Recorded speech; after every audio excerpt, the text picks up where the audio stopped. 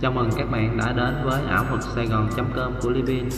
Ảo thuật Sài Gòn.com của Livin chuyên đào tạo và nhận dạy ảo thuật cho các bạn trẻ 8-9x, các bạn học sinh và sinh viên.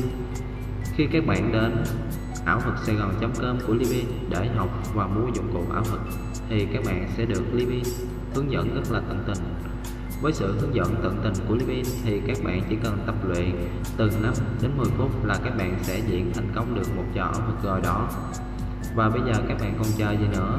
Các bạn hãy nhanh tay truy cập vào website www.ảo-thuật-sài-gòn.com để khám phá một thế giới quyền bí nhé các bạn. Hoặc các bạn có thể alo trực tiếp cho Livin qua số điện thoại 01666 667346 hoặc qua số điện thoại 01212 335341 để được Livin tư vấn trực tiếp nhé. Xin chào tạm biệt và hẹn gặp lại các bạn trong thời gian sớm nhất.